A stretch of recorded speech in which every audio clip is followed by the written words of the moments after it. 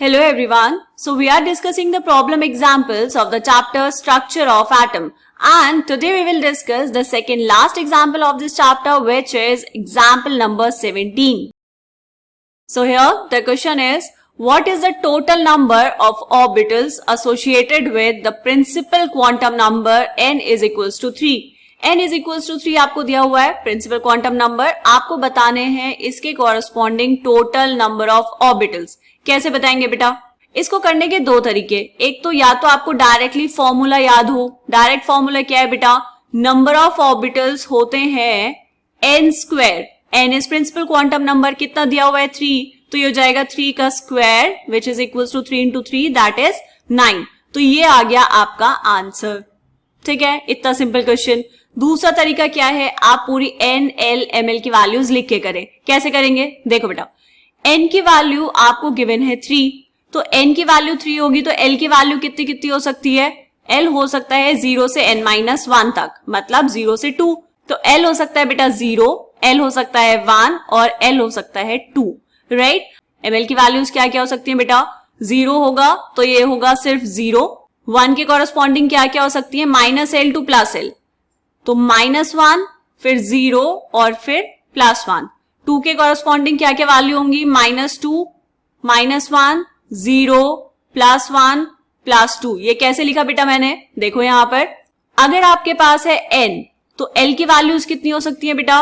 0 से लेकर n-1 तक.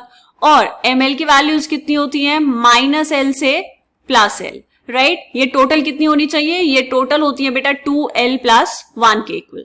ठीक है, समझ आई बात? तो यहां पर ml की वैल्यूज भी आपने लिख दी हैं.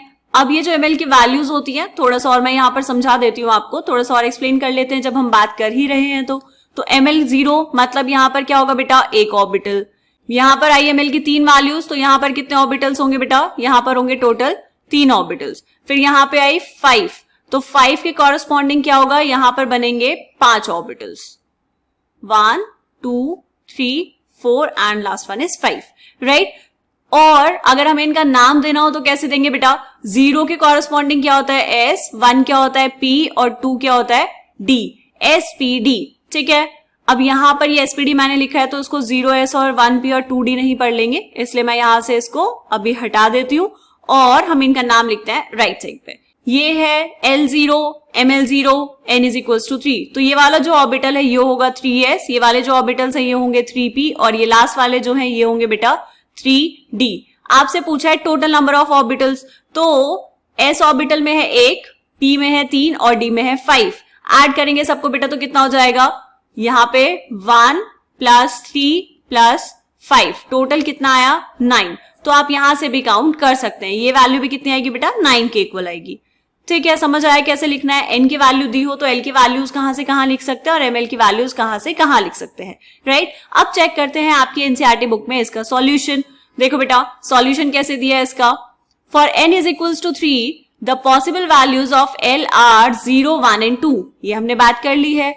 Thus there is one 3s orbital, n is equals to 3, l is equals to 0 and ml is equals to 0.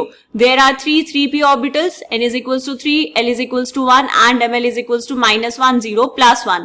There are 5 3d orbitals, n की वैल्यू 3 होगी उनके लिए, l की वैल्यू 2 होगी और ml की वैल्यू कितनी होगी बेटा? -2, -1, 0, +1 एंड +2. यहाँ पर ये एक प्लस एक्स्ट्रा लगा हुआ है, कोई बात नहीं, इसको थोड़ा सा इग्नोर कर देंगे, इसको ध्यान नहीं देंगे इस पर. ठीक है, नेक्स्ट क्या है बेटा? Therefore the total number of orbitals is 1 + 3 + 5 is equals to 9. और दूसरा तरीका क्या था? The same value can also be obtained by using the relation number of orbitals is equals to n square, that is 3 square which is equals to 9. Right? तो जो चीजें यहाँ पर ऐसे पैराग्राफ में लिखी हैं बेटा, वही सेम चीजें हमने यहाँ पर ऐसे समझी हैं. एक ही बात है, आपको बस उसको लिखना आना चाहिए. मिलते हैं नेक्स्ट क्वेश्चन में, जो होगा इस चैप्टर का लास्ट प्रॉब्लम एग्जाम्पल. तब तक के लिए बाय बाय. अच्छे से पढ़ते रहिए, खूब सारी प्रैक्टिस करते रहिए.